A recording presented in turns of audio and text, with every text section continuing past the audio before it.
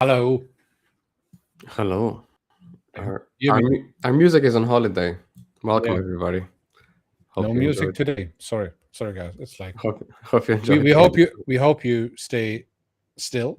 It would be fine to stay with us, even though we haven't had AI generated music in the intro. Oh man, I miss it. Anyway, burnt out and caged. As an old Roman emperor once said, you can still be caged as long as the Wi-Fi is working, or something like that. I forget. Close, All these. very close. So we're primarily talking about change management and culture management today. About how most, at least in my experience, engineering leads and founders, CTOs, engineering managers, they there's a high correlation between existential dread and wanting to quit their job and their culture, or at least their team environment, needing some kind of change. So usually we put these two together. People complain about burnout whenever there's like time to, like, when there's a change needed in the organization, and it feels like an uphill battle because you need change, but also you feel burnt out, you feel caged, and then it makes it harder that the option to just leave the company and, take your chances somewhere else is on the table. It makes it harder for everybody to actually introduce the change, or to just ignore the whole situation after you're gone. What do you think, Adrian? I think that is one of the most common things I see out there. Probably because those are the root causes for most mentorings when people actually look for help. So when Yeah. it's too late. And that's probably why I see that so often. But I think it is actually very often the case. And it's very often the case when you are actually not, like, say, let's say the the owner of the company, but some middle Hmm. management. Middle management is very like in between. Um, you are often a victim to a missing culture or a lack of sense of culture building at the top.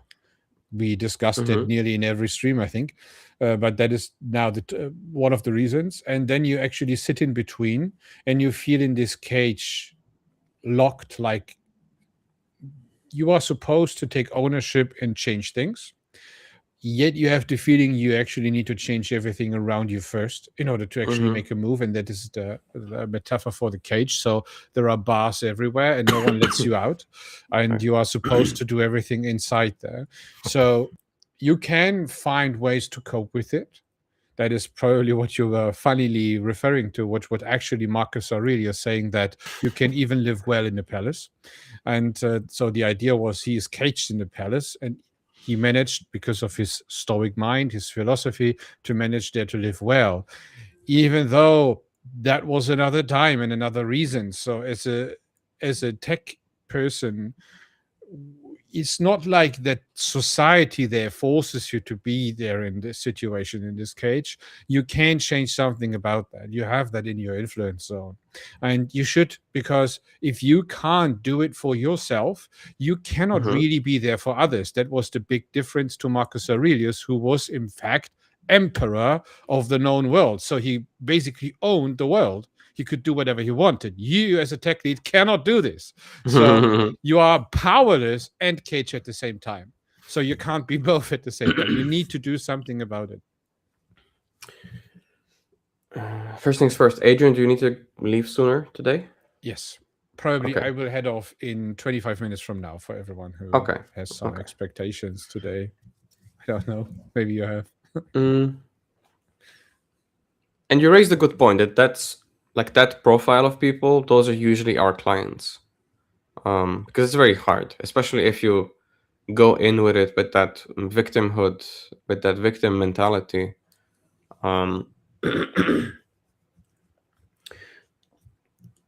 what I can say on this, on the change management aspect, is that the cost of change management, so the effort of going through the change, will be um, distributed asymmetrically across the organization. There's a few people who will have to work really hard to make the change happen. And it's usually a mix of people at the lower levels or sort of close to the code, and mixed with a few people or maybe only one person at the top.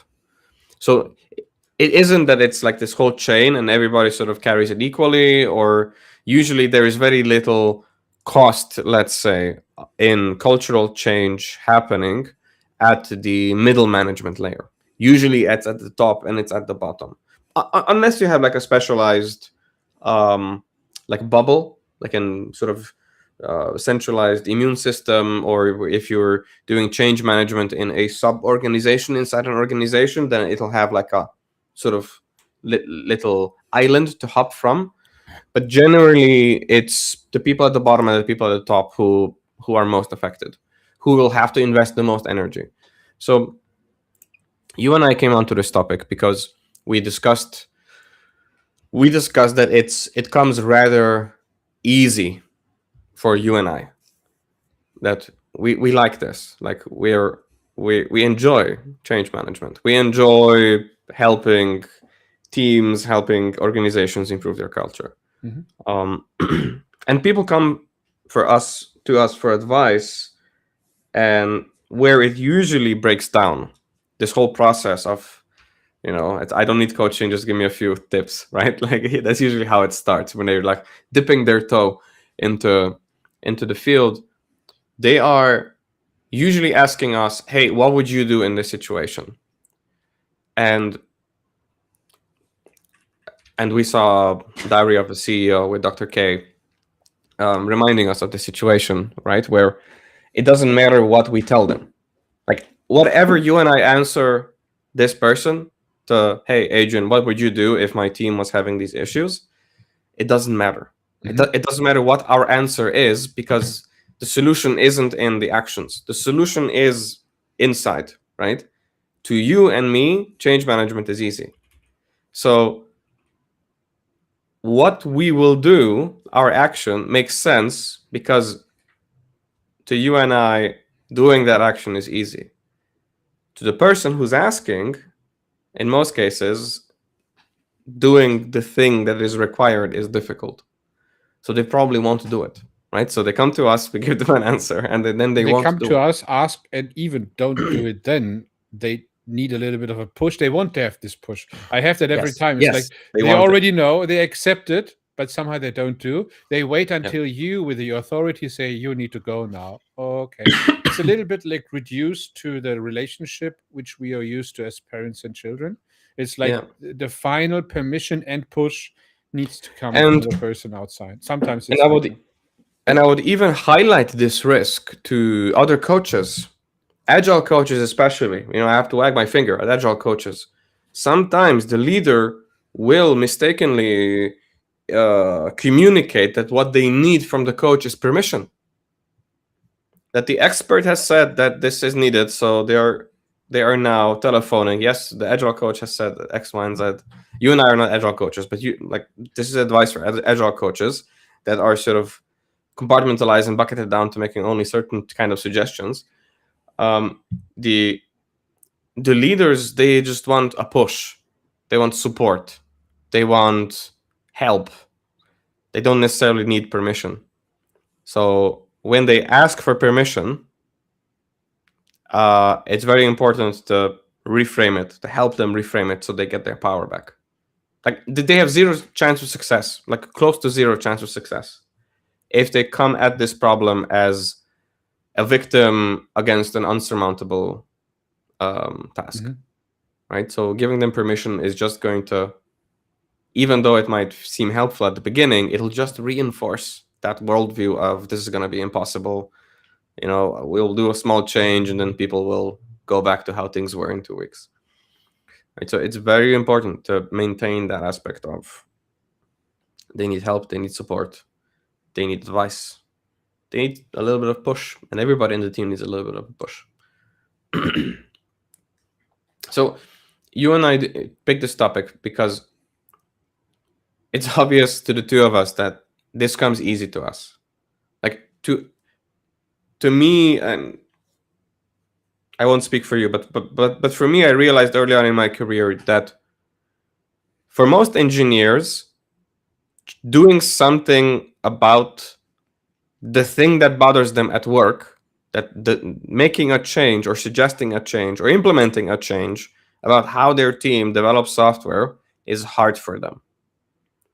It's uncomfortable for them. Mm-hmm. It's sticky. It's like they would rather do something else. And early on in my career, I've noticed that for me, it's easy. That doesn't mean that it's not uncomfortable. For me, it's uncomfortable not to do the change. Yes. Right? So I find it impossible to ignore. For me to come into a team and I see them, I don't know, shouting at each other or not communicating or acting like a feature factory and not suggest improvements. Like, to me, that's impossible, right? I see it. It's like stinging in my eyes. It's very uncomfortable for me to sit there and just not fix it and not improve processes and make them simpler, make them a little bit more humane, right? So, and I think that sets us apart, because even though a lot of people would like to be in such an environment, they don't necessarily enjoy creating such environments, and God forbid turning a environment that isn't into one that is. It's mostly the same thing. Lot of two things. So creating one, mostly you have already one. It is not very often that you start from scratch. Mostly you have something which was grown widely, like a wild garden, and now you are supposed to clean everything up to make it with everything which looks pristine and fine and these kind of things. And you realize just by looking at it how much work it is, how much conflicts you will pull up, all the awkwardness in those meetings when you ask the question what people think and you don't get an answer and you think, oh, they're all rejecting me. There are so many subconscious little things happening in your mind at the same time that you easily build up anxiety or angst. And it's basically what you have there. That is absolutely normal. And it'll trigger a procrastination response within the key decision makers, where they will want a quorum or democratize the whole thing, or run endless rounds of retrospectives, or seek permission to instill change rather than just going in and doing it. So my advice for people who are in this situation: A, either get a coach like Adrian and myself, or B, find the person in your organization who finds it impossible to ignore the situation. Not the complainer necessarily, not somebody who complains, but somebody who is naturally predisposed to wanting the change and for whom it is difficult to stomach the current situation, the current status quo. Somebody who is naturally propelled into some kind of imbalance due to the situation. And the situation could be your pipeline is stuck, there's too many PRs open, your team is shipping AI slop, your team is inconsistent about the AI slop. Some of them are using Claude, some of them are using Codex, some of them are skipping the pipeline, some of them are in the pipeline. Inconsistencies in generational or taste, maybe, about how you want to do front-end development or front-end testing, or how you want to incorporate chatbots into your AI system, into your product. All of these things could be solved, could be improved, could be made more either experimental or product-oriented. And generally, what bothers people the most, if we had to pick an example of such a cultural issue, is a feature factory, where no one person can fit the problem and the solution space in their head. So you split work. You get this sort of, Tim Uttinger calls this the scatter-gather behavior, right? So you take a complex problem, you break it apart so that you can parallelize it, and then you parallelize it, and then you gather every now and then to sync up on the status of the project. With the downside being that no one person, including the person hosting the meetings, no one has the full product in their head anymore. So it might feel very uncomfortable to work on such a project. And it doesn't have to be that way, right? So like this scatter-gather behavior is usually a symptom of a culture where people find it very difficult to work together and collaborate inefficiently on a new product that requires innovation, or just on a complex feature that is, I don't know, is using some different integration point or something that you've never done before. that it's at least to some degree novel, so it's not a repeat of some past copy pasting some old code. Very often, something what you haven't done before is actually working together in the team, and the lead does know that. And if you want to change something about that, which is normally one of the first steps you do, you need to get the team together, otherwise you won't make a change. And there you have the problem that it's actually over. The people will take a look and see that, okay, I'm isolated right now. Actually, I'm quite fine. I just don't like sometimes that there is stress or deadlines, but I'm actually fine with being alone. And the problem with you have those isolated aisles everywhere, and those are very ineffective. Since the first step is you need to get them together, means that everyone gets a little bit uncomfortable. So you get uncomfortable as well. So you are a leader again who does feel like, oh, I can't fight so many egos at the same time. Getting them to overcome their own ego, the resistance to change, in this case, the saboteur resistance, and actually work towards an aligned mission. So it is very hard to just start and explain an aligned mission without becoming protective. So I see very often leaders are like sitting in a meeting with a lot of people and then start to speak. I'm in that meeting as well. And they start to speak like, I have this idea. I wanted to know what you think about that. In that moment, you already lost, because a mission is not a democratic thing in the team. You can't decide the mission together. That it is predefined, right? So you can decide, or you as a team member, when you listen to this as an IC or something, or team lead or something like that, your role is defined inside that mission. So you will receive the mission and make the best out where you can take ownership. And that is the problem, that this construct is nearly impossible to create by a leader who has not done that naturally. And that is, we have maybe some different ways how we bring people towards that. But and I think there are multiple, but it's a journey. You don't do that overnight, because you can't change a person without forcing the person, and people will recognize if you force a person. It must be an intrinsic intrinsic move combined with willpower and the confidence to do that by the leader, not by the coach. People can recognize, okay, there is a coach, there's a mentor, there is something going on, we change, but it must be the person. People need to believe in the mission when the other person is gone, that we can do this mission without the person. If that is not given, that is one of the first things is to create the confidence of the leader, to build it up to the point that there is actually no cage anymore. So there might be some circumstances, but not a cage where you feel like shackled. And that is actually a metaphor for being shackled. Is like have no confidence. I'm not daring to do something like this. You're smiling. Why? Yeah, I had a situation like this actually. One of my clients. You had this situation like this when? The last 50 minutes, probably. No, but last year. So one of my clients last year, when they brought me onto their team, their team started asking questions of, okay, who's this? What's Dennis doing? Like, what's his role, right, with us? And clumsily, they introduced, like, I came in to help them with team collaboration. Mm-hmm. Team collaboration and making their whole product management, product development process more predictable, or at least more transparent. At the very least, more transparent, so there weren't so many surprises just before a release, or so many surprises just before a deadline. They were suffering from typical situations with that made them act like a feature factory, basically. Very disempowered, very scatter-gather. And they clumsily introduced me as an interim engineering manager. And I pulled them aside and I said, why did you introduce me like an interim engineering manager? And they told me, well, isn't that what you're going to be teaching them? Engineering management?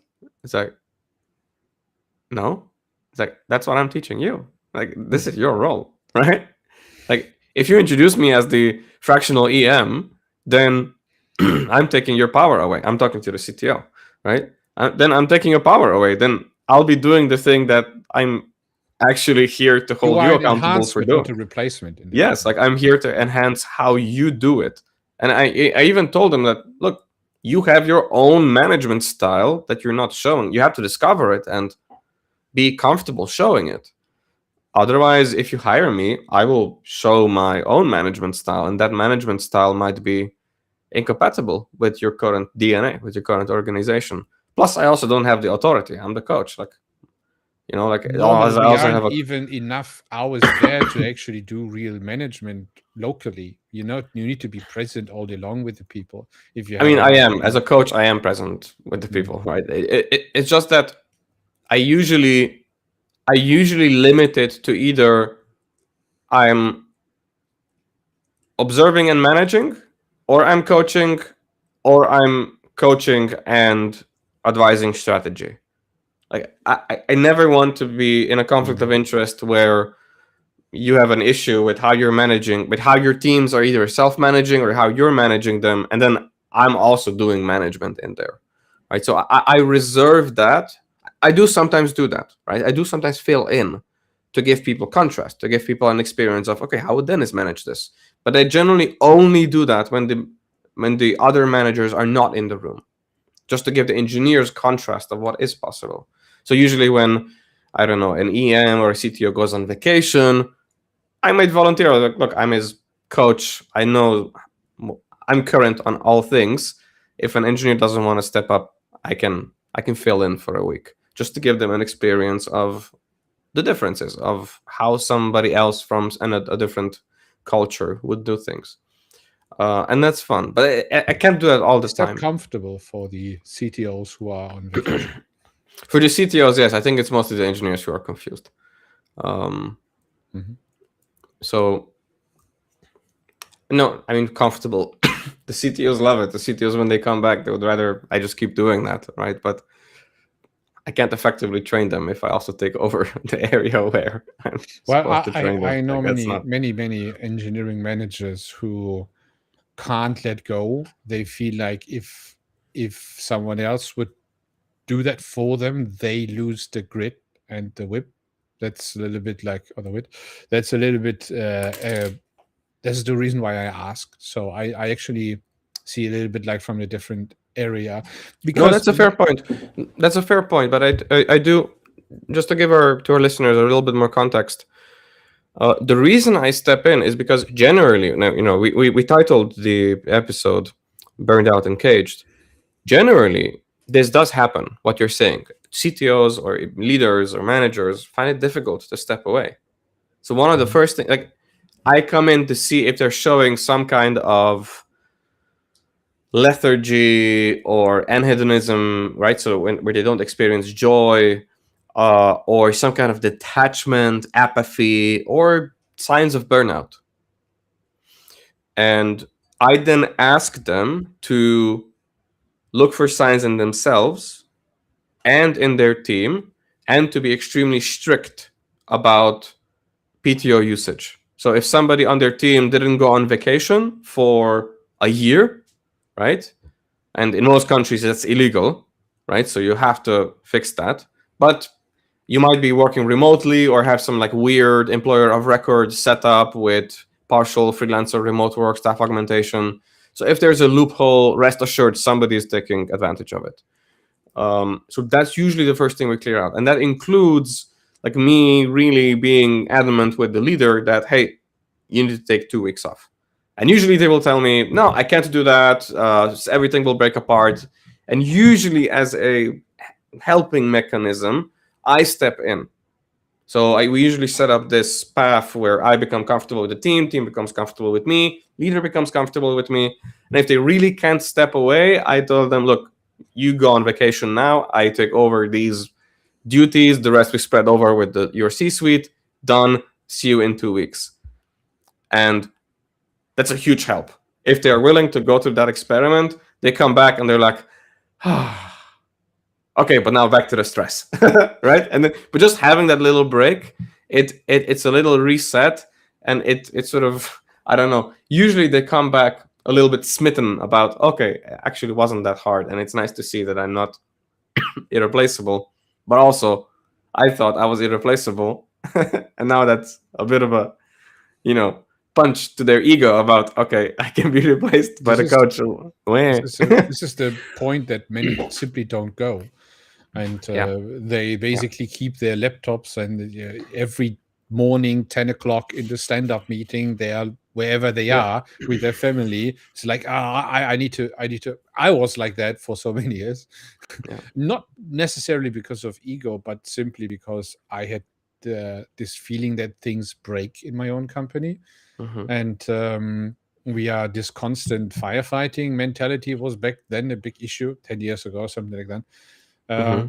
That got much better. So but I put a lot of weeks and months and years into that, Mm-hmm. and that is what you need to do as well. So as a solution to that, because I actually run out of time for today, but by the way, you Ah. can go on if you like. So I think as a solution for that is, you need to, as a leader now, not as I see it's basically as a middle management leader, you need confidence. And confidence you only actually have if you are become aware of your own ego. That's, you mentioned ego. So you Mm-hmm. can't just run on your ego. Your ego will never support you. Never. Ego is not made to support you in a tech environment. It is a survival mechanism. It Mm-hmm. is not it Mm-hmm. is not based on the what virtues based on Plato's Republic. So you want to help other people. So it is like the virtues to help your team, the environment, to actually make it better, Mm-hmm. the higher good. And you don't do that with your ego. With your ego, you are, for yourself. It's just for yourself. Protection, procrastination, being better than others. You don't want to have that. You need to get over that. And the actual self confidence you have is based upon that you actually can make decisions which change who you are. Like you said, as an example, you could even place another person into your role and you still be confident doing your job. Yeah. And that those are very, very low level things you need to actually acquire to do that. Mm-hmm. Low level, but not low effort. It is actually high effort to get into those. Oh, And I think absolutely. and I Yeah. think that probably month before you get into very good, let's say, self-confident things where you can run everything without someone. Mm-hmm. But you should early on really start to ask more questions than putting out statements. That helps a lot. Reduce speaking time, listen more to people, and reflect about you, and let others give opinion about what you do as well, but not in a way like, oh, people, can you please rate how I'm doing? It is more Yeah. like, ask Yeah. people exactly what they would like to change. So you give them permission to take ownership, to tell you the exact same thing you would tell them. That is actually challenging in that moment, but don't be the person who is vulnerable in that moment. This is not what I mean. Vulnerability is very dangerous. You need to be confident in a way that you show that I am willing to take the consequence. So tell me what to do, not the vulnerable person. That's nonsense out there. Vulnerability is dangerous because people will see, oh, with a vulnerable person, not confident, I would follow it. It's not a good idea. That is how egos work. Egos will Mm-hmm. never Mm-hmm. follow a leader who doesn't seem strong because they want to survive. And so vulnerability is not a good idea. What you need to have is confidence that if they follow you, you are worth following. It's a good idea. Then they actually do that even when you are not there, because they have in mind you were there, you given the permission to do that, and another one could do that as well, as long as you come back and they know exactly it's going further. That is the way how I see things. Mm-hmm. And that's one of the reasons I have a podcast called Worth Following. um, because worth following is actually the aspect which you need to understand in this case. If you are not worth following, you are actually in a cage you have built for yourself by your ego. It's Mm-hmm. not a cage actually from outside. Most often it is not from outside. It is caged in your own ego. It is you are yourself holding you back. You are in a position where you were never prepared for. You never spent time and money into preparing yourself for that a situation, and you realize that it's bad, and you're still not doing anything. Yes, you can blame the CTO, but have you done everything you can on your position Mm-hmm. so far? And that is the point where you need to start. right? Generally, people who feel caged that way, they're looking for some form of caretaker relationship, Mhm. right? So they're looking for somebody inside the organization who will take care of them because they're not feeling well. They don't feel safe in their environment, in their culture, in their team, in their layer of management, or talking to stakeholders, or just skip, right? So there's an aspect of um, codependence that forms and becomes unconstructive, right? So it's very difficult to then be yourself and individuate yourself and your style and bring your style into the company, while at the same time this caretaking relationship, or the need for it, or the your belief, your conviction that you need it or all hell breaks loose, um, deconstructs what makes you, your individuality, your style, your leadership style, your communication style.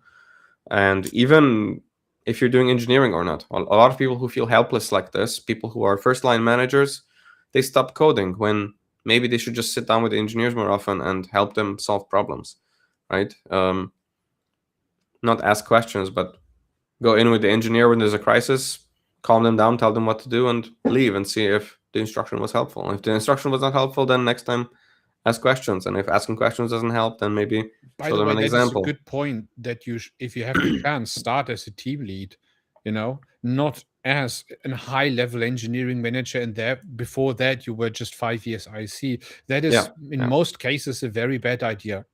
Even though there is no one in that organization, if there is no one else in the organization and you are already the next person for a field promotion, and it makes sense to everyone, I understand that. But then negotiate in the very moment when that happened a plan with a Hmm. CEO, CTO, and HR, how that will be supported with money and time. Yes. Don't let anyone be the person driving you into that cage, and Yeah. then saying, after this honeymoon phase is over and they point the finger at you, why you are not good enough in that job, you voted for that job, you wanted to have that, now take the crown. We had that, heavy is the Hmm. crown idea. But that is the point. If you do the things unconscious, in basically unintentional, let's call it, you have done it unintentionally, you deserve what you get. That's the reality, that you need to accept that. If you cannot accept that, that's the reason why you are suffering in that moment. You need Yes. to become intentional about what you do.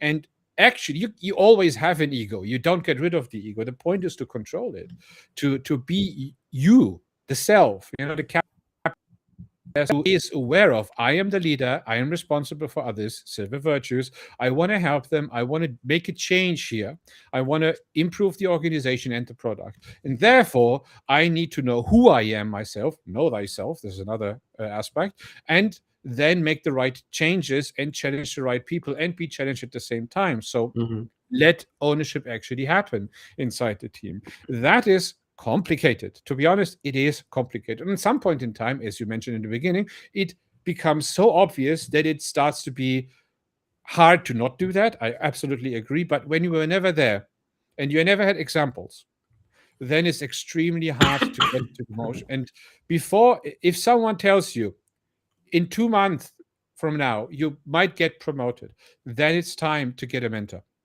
Hmm. Not a coach, not necessary to the time, but you need to mentor and say, I'm worried. What do I need to do? Let's help me as a pre-stage for coaching later on, to Hmm. get, because you will take more responsibility. Sometimes your salary rises 30 to 50% or even more, right?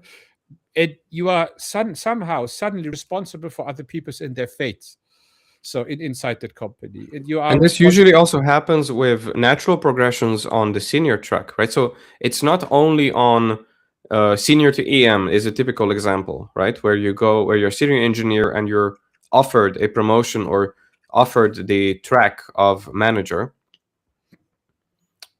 Well, you need to go, but you're still here. So can I finish Sometimes I my? have the problems. Yeah, just finish your plaidoyer and then. Thank- so this also happens on the senior. So I would find it appropriate if I asked you, hey, do you want an EM promotion or do you want to stay on the IC track? Right? Like that would be a reasonable thing to ask. What people don't ask usually is mid-level engineers of, hey, do you want to be promoted to senior? Because most people just by default are like, yes, duh, of course, I'll get paid more money. But senior engineer, senior software engineer is one of the most inflated titles in the industry. And in some organizations, that means that you'll suddenly become a tech lead, a project manager, a product manager, a liaison for stakeholders, a liaison for customers, and that's a good thing. Like, you'll become a better engineer, but a lot of people are not ready for that, right? So you need to be careful what you sign up for, otherwise you'll just end up in a cage. Like, it happens by 1,000 cuts. It's not overnight. You get promoted to senior, now people have these expectations of you, or tech lead or senior plus or staff, but usually the staff one is explicit. It's like very explicit. And you then need to be careful that suddenly people have millions of expectations of how well you should be communicating, how you should be managing things, leading things, orchestrating, organizing, managing costs, infra, everything, right? So you got to be careful how you're growing and where you're growing, and you need to have a clear understanding of where your strengths are and where your weaknesses are, and seek help if needed. If you don't enjoy growing into a certain direction, if it becomes very easy for you to ignore the growth path, then it'll be hard for you to be on the growth path. That self-awareness goes a long way. It'll help you a lot. Just be aware of that. Good point. Okay, Adrian. I need to go. Thanks a lot. Do you Thank you, continue Adrian. or do we cut? I'm gonna open the floor for like 3 minutes. If we have a question, I'll stay here to answer questions. So, thank you, Adrian. Everybody else in chat, Shay, Vivor, Dixie, Pablo, Oba, Ritesh, Camila on YouTube. If you have any questions regarding burnout at work, leaders who are stuck, change management, changing the way you work, I head off. ciao, Adrian. Bye. Questions about Scrum, questions about retrospectives, questions about management styles, how you build software, AI slop. These things are popular nowadays. And they all contribute to some kind of either cultural friction or organizational friction, so that you feel this ick at a certain point about being on a either novel feature or building a part of the product that requires innovation. So post your questions now. If there's no questions, yeah.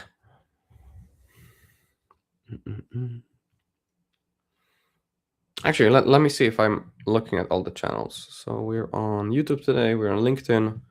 Let me check LinkedIn real quick.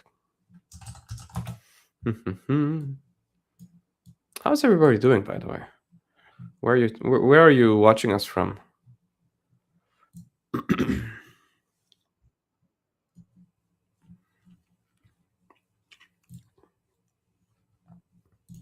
My voice is quite hoarse.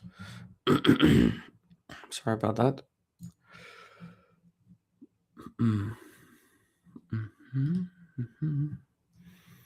LinkedIn is fine. YouTube. Let's check real quick. Gold Coast, Australia.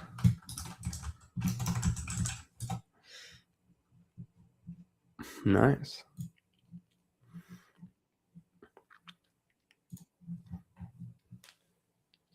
You're with us quite often, Shay.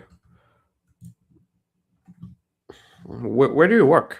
Like, what? How come these topics are interesting to you? Are you an engineering manager? Are you in engineering leadership?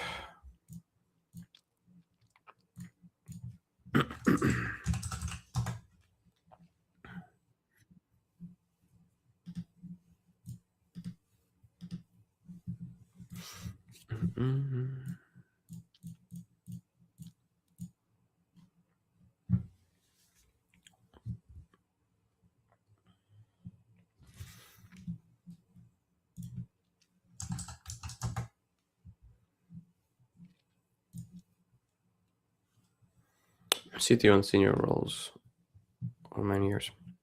Have you experienced the kind of cultural friction lately or ever in your career that we've been talking about today? If so, what did you do about it? Or how often did you? What's your score? Like, how often did you try to fix it, and how often did you leave and just throw up your hands in the air? I'm the kind of person that tries to fix it before I leave, generally. Right? So it'll jump at me. I will look at it, and I was like, okay, some of these I can fix. For some of these, I need support, and then if the things I can fix, I can fix. I'm good. If I get support, that's awesome. But generally, what will make me leave a organization if I'm trying to improve things and people are actively fighting me. It's like, no, don't change that. People are incompetent. You know how they are. We need those guardrails. It's always been like this. Don't change anything. We're good. Thank you. Let's just finish the deadline. And yeah, like for me, that's the red flag. Also, as a coach, if that happens, I can't help them, or the pain isn't high enough. One of the ways that I maybe as advice for other coaches is it's very easy to check for pain because it's, even though the engineers might not want to face the dragon, right? So like admit that there is a problem in their engineering culture, but how they work, how they treat each other. The business owners will feel it. The business owners will say that, okay, delays are impossible. It takes a long time to get anything out. Or when things do go out, it seems incongruent with product plan or the roadmap, or it's very expensive, or budgeting is very complicated, or they spend a lot of time in meetings and then they change their mind last minute, or there's constantly a chronically disappointed customer sort of experience. You just check for that. As a coach, I generally tell the business leaders, hey, this is what 9 out of 10, 10 out of 10 pain looks like. If you're experiencing that, then we can definitely fix this and turn it around. What I don't do is do coaching just for fun, just because somebody wants to spend their mentoring education budget and want to force people to go on, I don't know, 1 hour per month kind of career massaging. That's not for me. There are people who are really good at that. It's just not my rodeo. Shay says, for sure, every time a new team member joins for the team, yeah, it's mainly getting that buy-in alignment. As things move and change, keeping everyone on the bus. Yeah, I find that in organizations where we successfully make a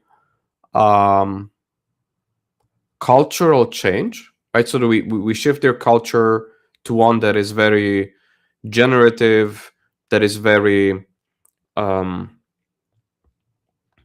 self-aware, open, transparent, continuously improving.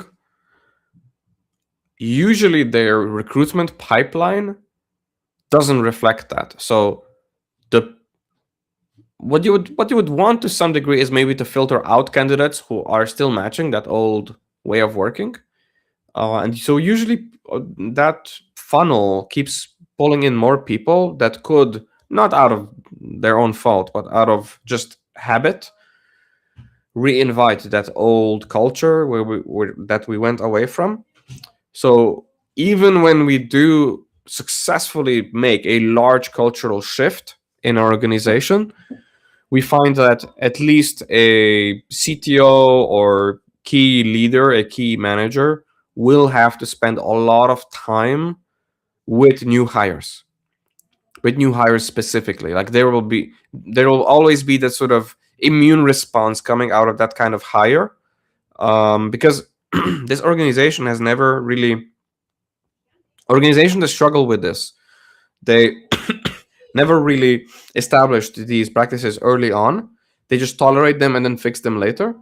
So every time you get a new hire, it's dialed up to 11, right? So because Organizations that don't struggle with these kinds of cultural issues are those that just have a playbook. You onboard somebody and they are in that culture day one. They know, they can learn it, they can absorb it, they can see it everywhere. um, a organization that just recently went through a transformation, they won't necessarily be able to clearly signal the new behavior, right? So that there will be some, oops, yeah, you're right, like we're doing it like this, or the documentation says this, we didn't update it yet, and we're doing it differently now. Let's update that, right? So there is a certain clumsiness often, or some delay, some lag in certain processes or documentation or playbooks that are then following the transformation as it runs its course. Okay, well, thank you for being with us, Shay. Thanks for the chat. To others, thanks for watching us live. If you want to stay in touch, please subscribe on your favorite channel. We're streaming on YouTube and LinkedIn and Substack. So if you could give us a follow, if you could subscribe, that's the best way to help us, support us. Also, it's the best way to get in touch with us in case you want to send us a message, maybe ask us a question that we'll happily answer, or give us a suggestion if you want something discussed or researched or just want to talk about. Then we're very, very helpful, very, very happy to hear your thoughts. I'll see you again on Wednesday. We stream 4 p.m. Central European time on Wednesdays. And I'll see you then. Thank you. Hang on. I made in my outro and Shay posted another comment. After joining often, it's usually midnight here. So winding down. I enjoy the chats. It reminds me of hallway chats at that conferences. Yes, that is the vibe we're going for. Happy it resonates. See you next time.